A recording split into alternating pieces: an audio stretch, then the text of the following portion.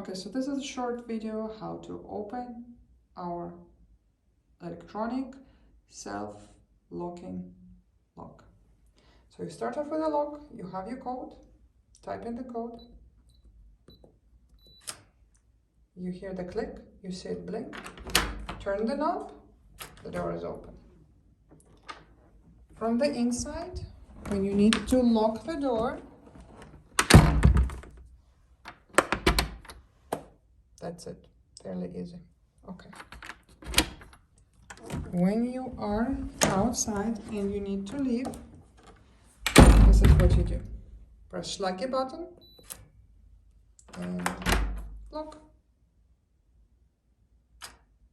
That's it. Thank you for watching this video.